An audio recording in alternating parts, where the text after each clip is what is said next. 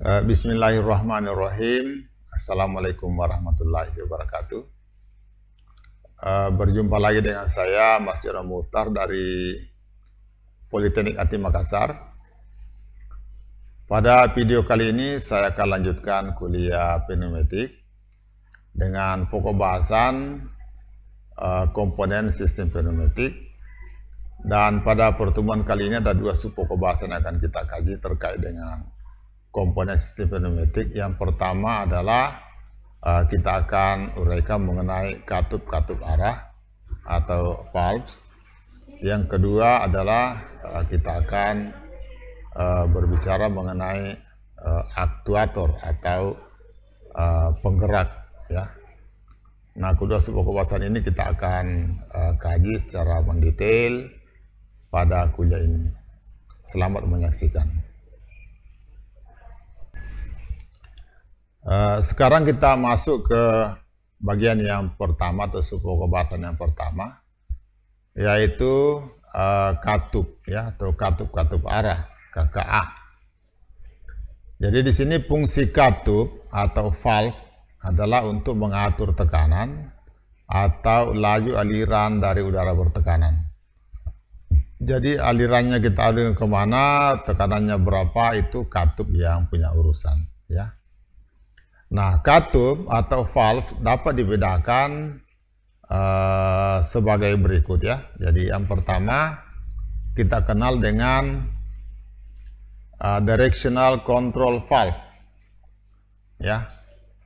Fungsinya ini adalah untuk mengatur arah masukan udara bertekanan, atau kita katakan signaling element. Artinya katup ini yang pertama kali dipencet kalau mau menjalankan sistem pneumatik. Kemudian yang kedua adalah processing element. Nah, katup-katup di sini juga fungsinya adalah untuk mengolah sinyal. Ada yang gerbang N, ada yang gerbang OR, atau logika N, logika OR, ya. Nanti kita lihat nanti dalam praktikum di laboratorium, ya. Dan yang terakhir kontrol elemen, itu katup juga. Jadi yang langsung mengendalikan pergerakan silinder, ya. Itu dikenal dengan istilah kontrol elemen. Nah, berikutnya ada juga katup namanya non-return valve, atau katup yang hanya satu arah, tidak bisa kembali. Jadi arah anginnya cuma satu dan tidak bisa kembali, ya. Kemudian ada juga katup untuk mengatur tekanan atau mengatur aliran, berapa yang boleh lewat, ya. Nanti ada katup sebelum masuk silinder, biasanya kita pasang ini katup pengatur aliran untuk mengendalikan kecepatan pergerakan silinder. Jadi kalau kita mau cepat-cepat, maka volume anginnya masuk diperbesar. Sebaliknya kalau kita mau lambat pergerakannya, maka kita atur kecepatan atau laju pengisian angin ke dalam tabung silinder pneumatik. Lalu ada juga pressure control. Jadi ada katup yang khusus mengatur tekanan, seperti pada regulator, itu katup juga. Di regulator itu begitu tekanan tercapai, maka dia akan tutup, ya. Kemudian ada shut off valve, jadi katup yang mematikan sistem, ya. Jadi kalau dia aktif, sistem mati, ya. Itu disebut shut off valve, ya. Jadi ini untuk jenis-jenis katup. Nanti kita lihat bagaimana membaca simbol katup. Sekarang kita melangkah ke pembahasan berikutnya, yaitu bagaimana membaca simbol katup-katup arah atau bagaimana membaca simbol valve, ya. Nah, di sini ada angka, misalnya angka 2/2. Artinya katup ini katup 2/2. 2/2 maksudnya ada dua port, ya, number of port, ya, port 1 dan port 2. Jalan angin dari sini ke sini. ya. Kemudian posisinya ada dua, posisi pertama dan posisi kedua. Nah, kemudian yang kedua adalah katup 3/2. 3/2 maksudnya ada 3 jalan angin, ada 3 port. Ini ya, port 1, port 2, dan port 3. Ya, ada 3 jalur ya. Jadi 1, 2, 3 atau 1, 2, 3. Ini ya, kita lihat. Kemudian ini namanya normally closed. Normally closed artinya pada saat awal ya kompresor berhubungan dengan titik 1 ini, tersumbat dia. Ini kalau ada tanda pala begini tersumbat. Nah, kalau tanda begini berarti ya anginnya lewat ya. Lalu yang ketiga adalah 3/2 normally open. Jadi normally open artinya pada posisi awal angin sudah lewat, terbuka duluan ya. Begitu diaktifkan sistem pneumatik, langsung dia jalan anginnya ya. Nah, nanti dipencet atau disentuh atau digerakkan, dia pindah posisi menjadi tertutup ya. Ini yang pertama ya. Yang berikutnya katup 4/2. Jadi 4/2 berarti ada 4 jalan anginnya. 1, 2, 3, 4. Lalu berapa posisi? Posisi pertama, posisi kedua. Berikutnya katup 5/2 atau 5/2 way directional control valve. Jadi ini ada 5 jalur anginnya, ada 5 port atau 5 saluran. Kemudian posisi ada dua kondisi. Posisi awal dan posisi akhir. Ini ada kotak ya, kotak menunjukkan posisi. Ya. Ini 1, 2, 3, 4, 5 ya. Ada 5 jalur angin. Kemudian ada lagi katup 5/3 jalan. 5/3 berarti ada 5 posisi. Sama dengan tadi ini 5/2, 5/3. 5/3 karena posisi pertama jalan, posisi tengah adalah diam, tidak bergerak. Dan posisi terakhir mundur ya. Nah, untuk memahami lebih jauh ke 6 jenis katup ini, coba kita lihat contoh di simulasi berikut ini ya. Saya contohkan seperti ini ya. Jadi di sini saya sudah gambar. Yang pertama adalah katup 2/2. Yang ini ya, 2/2 ini. Coba kita lihat. Ini tadi contoh katup 2/2. Maaf, ini katup 2/2. Nah, ini. Bagaimana cara kerjanya kita lihat ya. Coba kita lihat di sini. Nah, kalau saya jalankan seperti ini. Ya. Ini katup 2/2. Posisi awal ini sudah masuk anginnya ya. Saya perbesar sedikit ya. Besar. Nah. Saya perbesar lagi. Besar ya. Ya. Ini zoom ya. Nah, oke. Nah, di sini saya posisi awal. Angin dari kompresor masuk ke port nomor 1, tersumbat di sini, tidak keluar. Sehingga di port nomor 2 tidak ada angin yang keluar, ya. Kalau saya pindahkan ke posisi ini, posisi pertama, posisi kedua. Nah, ini posisi kedua.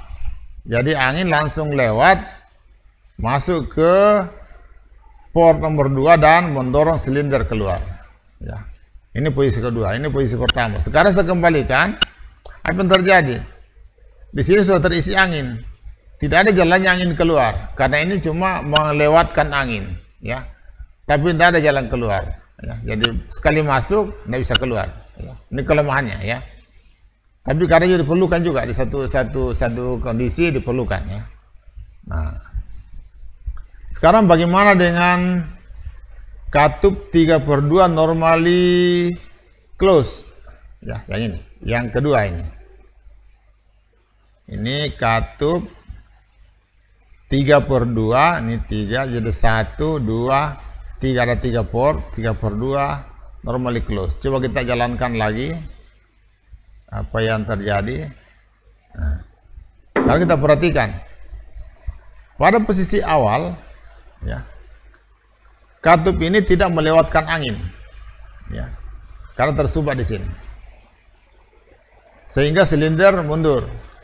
Sekarang kalau kita aktifkan, nah, sekarang posisi kedua, angin masuk, naik ke atas, terus mendorong silinder ke luar. Kalau saya kembalikan ke posisi awal, maka silinder mundur, angin dari sini terus kembali menuju ke titik 2 dan keluar di 3. Ya, ini namanya katup 3/2 normally close. Berikutnya yang ketiga adalah katup 3/2 normally open. Nah, pada saat kompresor diaktifkan atau sistem diaktifkan, maka angin sudah mendorong masuk menuju ke port nomor 2 dan mendorong silinder keluar.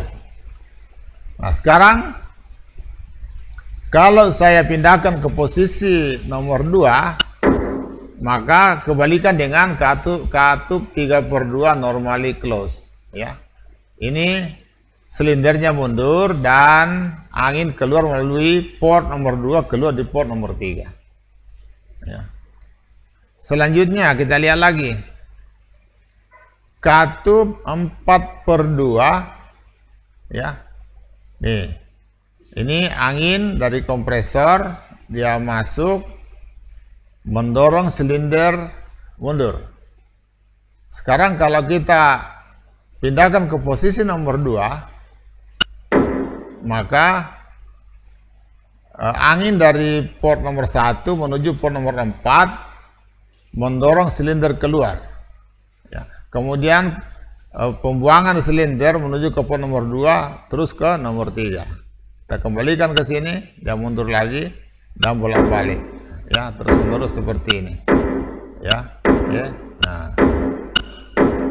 Nah, sekarang kita masuk ke katup 5/2. 5/2 coba kita hitung berapa portnya, 1, 2, 3, 4, ya. Jadi 1, 2, 3, 4. Nah, pas ini 5-nya dia di sini, nomor 5-nya, 4-nya di sini, ya, maksudnya, ya. Ini terlalu jauh ini nomor simbolnya, ya. Coba bagaimana cara kerjanya nih?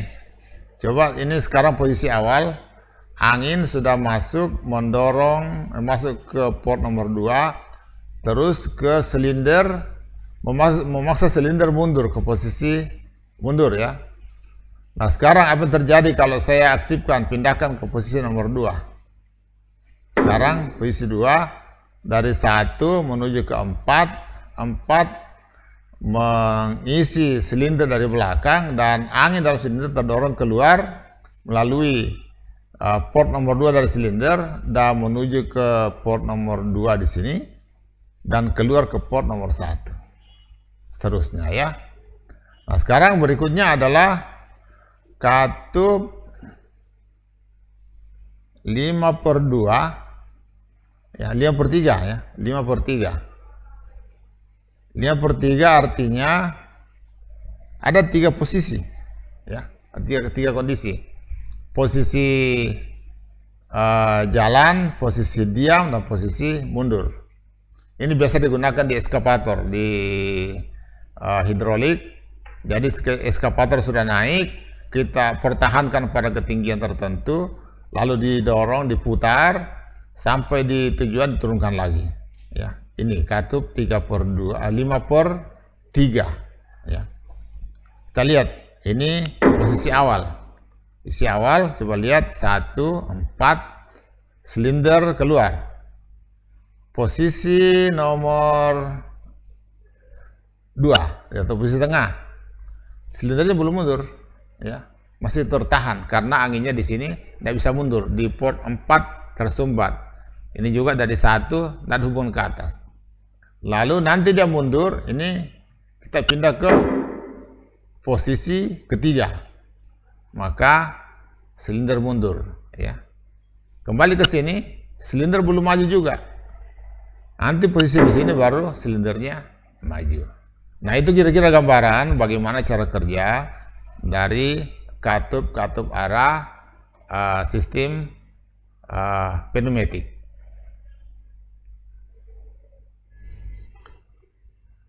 Jadi sebelum melangkah ke topik berikutnya yang membahas mengenai aktuator, kita menunjukkan dulu, atau saya menunjukkan dulu bagaimana kira-kira bentuk fisik atau penampakan dari katup tersebut, ya.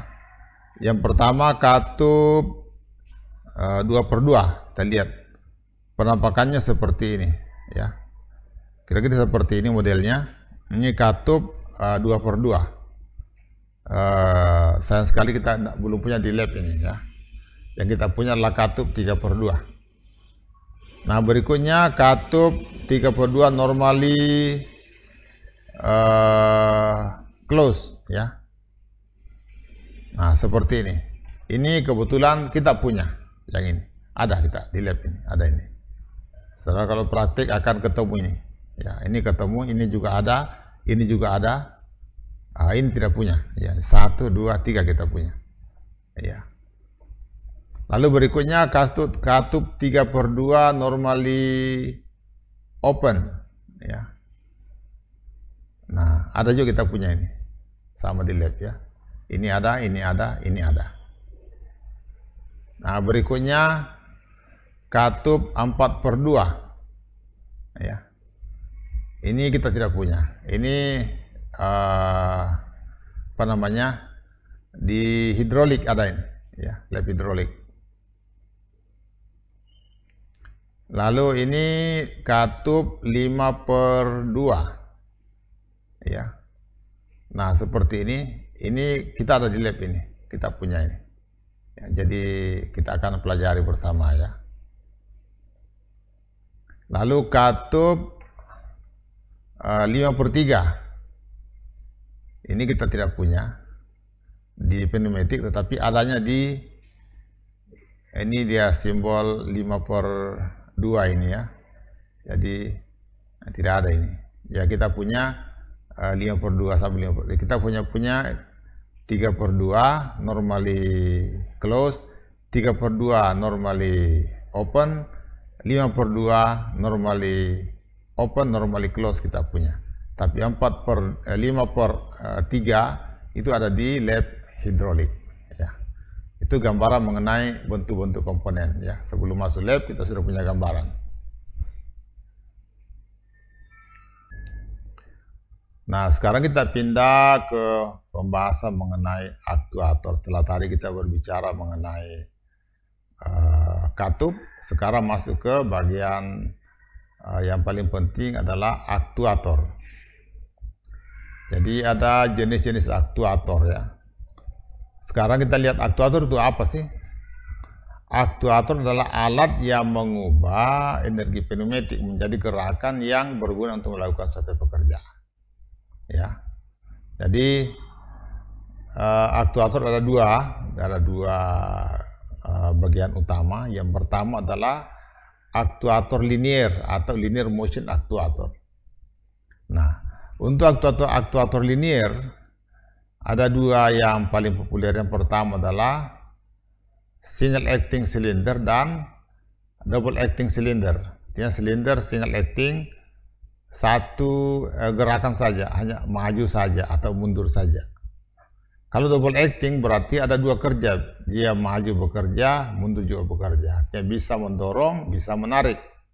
Kalau single acting mendorong saja, ya. Nah, kita lihat contohnya, simbolnya, ya, simbol ini dia single acting cylinder. Single acting ini ada cuma satu jalan anginnya masuk, ini satu saja.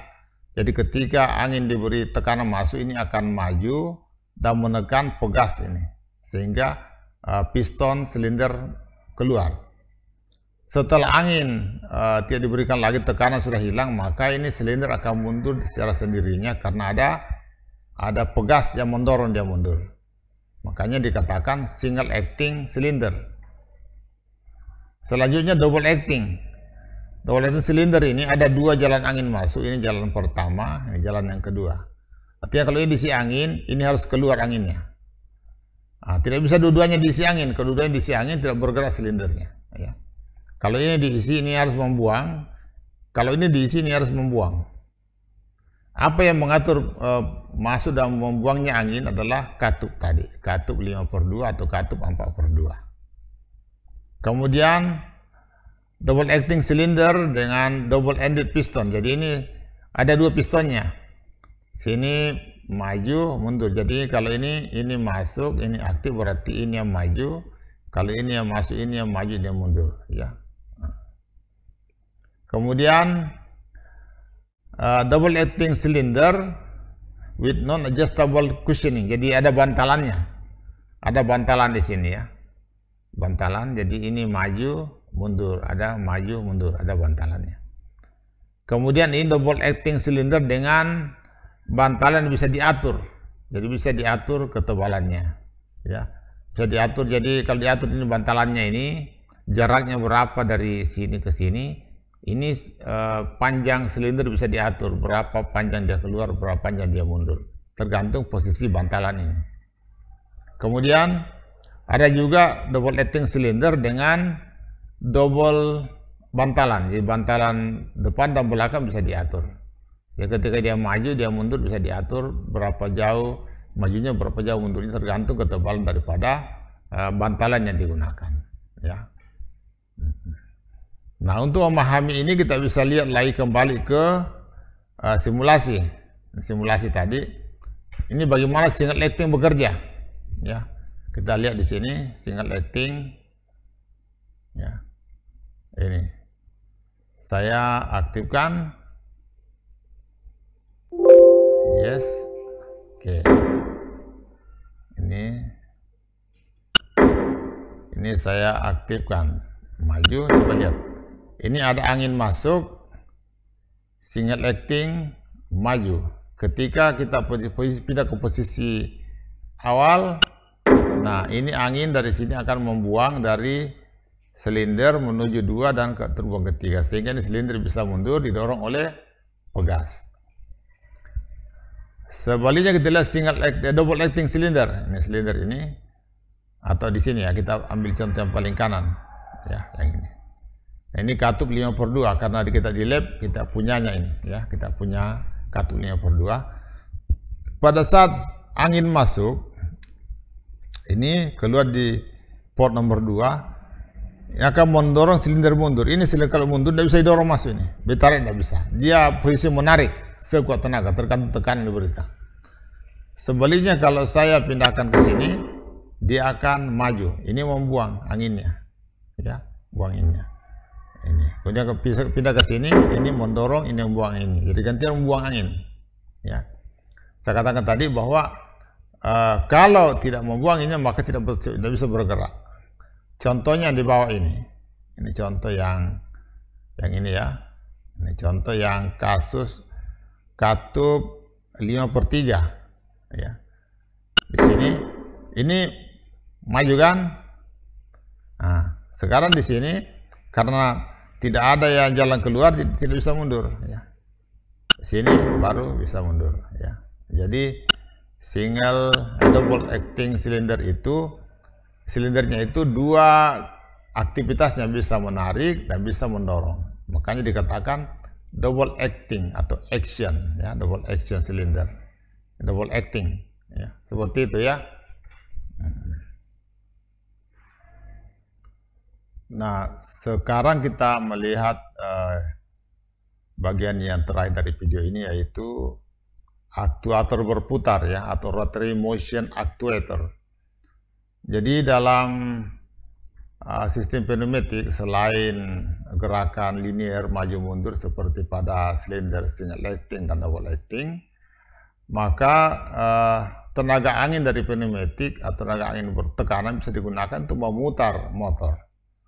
Nah, ada dua jenis motor, ada motor pneumatik yang pakai angin, ada motor yang menggunakan hidrolik.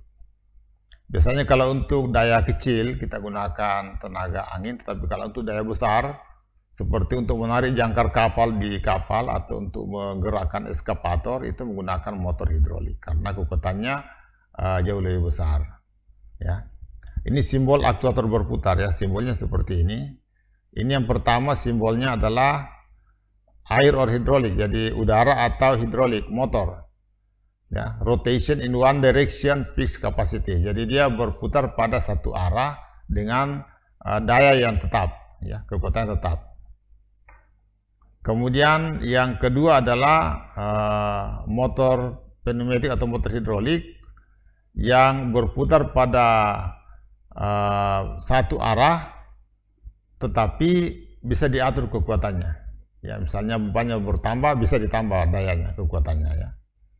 Kemudian ada juga motor hidrolik atau motor pneumatik yang berputar ke segala arah, dua arah ya. Jadi bisa berputar kiri, bisa berputar kanan ya. Nah, biasa kita lihat eskavator dia berputar badannya ke kiri, ke kanan, itu menggunakan motor hidrolik. Ya, tidak bisa menggunakan motor listrik karena tenggelam di air ya bisa koslet. Tapi kalau motor hidrolik tidak masalah, mau kena air, mau kena apa, aman dia dan kuat ya. Nah, yang simbol terakhir ini adalah gerakan berputar tetapi terbatas ya, tidak bisa berputar 360 derajat, dia hanya berputar satu arah, dua arah, tetapi ada batasnya. Katakanlah putar ke kanan mentok, balik ke kiri lagi mentok, ke kanan mentok, ke kiri mentok ya, seperti itu. Nah, bagaimana cara kerja motor pneumatik? Kita lihat di sini, ini ya, ada gambar. Jadi angin masuk, di dalamnya ada sudu, ada sudu-sudu ini. Yang angin akan terperangkap di sini. Terperangkap, dia akan mendorong sudu ini ke kanan sampai dia mencapai jalan angin keluar.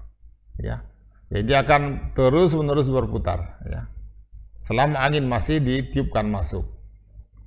Jadi bisa berputar motor tanpa menggunakan bahan bakar, tanpa menggunakan listrik. Ternyata dengan angin bisa berputar. Dan ini sangat aman, aman sekali. Ya, misalnya kita ada di pompa gas yang sangat berbahaya terhadap percikan api, tidak bisa menggunakan listrik atau apalagi tidak bisa menggunakan bahan bakar, maka dengan pneumatik dia akan aman karena tidak akan meledak, tidak akan terbakar. Ya. Nah, contoh fisik seperti ini adalah motor pneumatik. Ini ada jalan anginnya masuk, ya, ya, jalan angin. Ini anginnya, ini bisa bolak-balik, ya. Kalau arahnya kita putar arah putarannya, tinggal balik arah anginnya. Siapa yang mengatur arah angin, kembali ke katup lagi, ya. Jadi katup yang mengatur anginnya kapan diisi angin di sini, kapan diisi angin di sini, tergantung kendali dari katup pneumatik. Nah, salah contoh yang menarik yang banyak kita jumpai di dalam kehidupan sehari-hari adalah yang ini. Nah, kalau Anda biasa ganti ban, ini adalah alat untuk mengganti ban mobil atau ban motor tubeless ya. Ini pakai ini. Ini menggunakan tenaga pneumatik. Jadi kalau kita bicara di mana pneumatik digunakan, wah, setiap hari kita temui di bengkel-bengkel besar. Ternyata pneumatik ini banyak sekali uangnya nih. Ini, ya. Jadi kalau saudara paham pneumatik, ya mudahlah untuk bekerja dan mudah untuk mendapatkan pekerjaan seperti ini ya, karena mengerti pneumatik. Ya. Saya kira untuk kuliah pneumatik kali ini sampai di sini dulu, dan jangan lupa di like, komen, dan subscribe channel kami sehingga lebih bersemangat lagi membuat konten-konten perkuliahan di masa yang akan datang. Terima kasih. Wabillahi taufiq wal hidayah. Assalamualaikum warahmatullahi wabarakatuh.